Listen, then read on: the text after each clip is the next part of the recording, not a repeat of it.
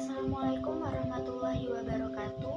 Perkenalkan, nama saya Fitri Ayundasari, NIM 190-161, Prodi S1 Ilmu Keperawatan, Stikes Dr. Subandi Jember. Di sini saya akan menjelaskan bagaimana cara pemeriksaan payudara sendiri atau yang biasa disebut dengan istilah sadari. Pengertian pemeriksaan payudara sendiri yakni payudara yang sehat ada dalam berbagai macam bentuk, ukuran, dan tekstur. Kunci dari kesehatan payudara adalah dengan mengenali bagian payudara terlihat dan apa yang dirasakan. Sadari sendiri adalah pemeriksaan atau perabaan sendiri untuk menemukan timbulnya benjolan abnormal pada payudara. Selanjutnya, tujuan dilakukan pemeriksaan payudara sendiri yakni untuk mendeteksi dini adanya ketidaknormalan pada payudara, bukan untuk mencegah kanker payudara atau screening kanker payudara. Indikasi dari pemeriksaan payudara sendiri yakni pada setiap perempuan pada usia 20 tahun setelah menikah. Waktu pelaksanaan pemeriksaan payudara sendiri yang pertama, wanita sebaiknya melakukan sadari sekali dalam 1 bulan. Yang kedua, sebaiknya pemeriksaan payudara dilakukan pada hari ke-7 atau ke-10 yang dihitung sejak hari ke-1 mulai haid atau saat payudara sudah tidak mengeras dan nyeri. Yang ketiga, bagi wanita yang telah menopause, pemeriksaan dilakukan dengan memilih tanggal sama setiap bulannya atau misalnya tiap tanggal 1 atau tanggal lahirnya. Pada tahap interaksi, yang pertama memberi salam kepada pasien. Yang kedua, menjelaskan kegiatan dan tujuan yang akan dilakukan.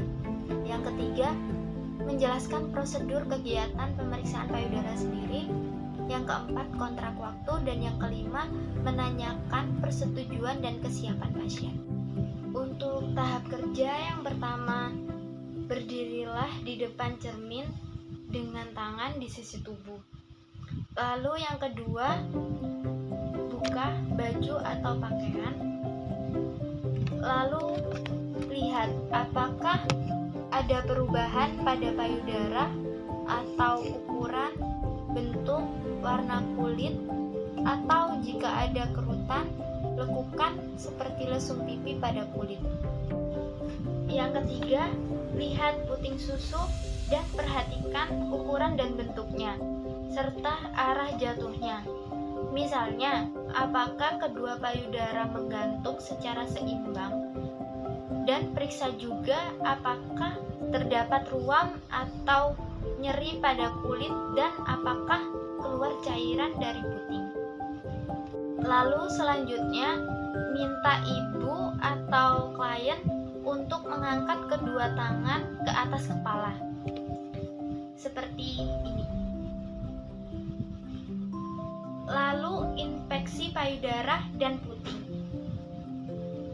Kemudian menekan kedua tangan di pinggang untuk mengencangkan otot dadanya. Seperti contoh begini. Lalu yang keenam, pada setiap posisi periksa ukuran, bentuk dan simetri, lekukan puting atau kulit payudara dan lihat apakah ada kelainan. Kedua posisi tersebut juga dapat terlihat jeruk atau lekukan pada kulit jika ada.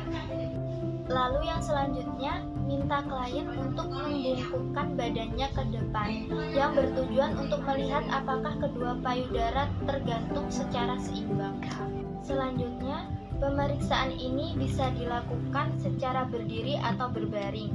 Jika dilakukan berbaring, meletakkan sebuah bantal di bawah punggung pada posisi yang akan diperiksa dan akan membuat jaringan ikat payudara menyebar sehingga dapat membantu pemeriksaan payudara. Yang kesembilan, letakkan tangan kiri ibu di bagian belakang kepala secara bergantian, seperti ini. Satu tangan melakukan palpasi, gunakan permukaan hingga jari tengah Anda. Lakukan palpasi payudara dengan menggunakan teknik spiral seperti ini. Lanjutkan sampai semua bagian selesai diperiksa dan perhatikan apakah terdapat benjolan atau nyeri atau yang biasa disebut dengan tenderness.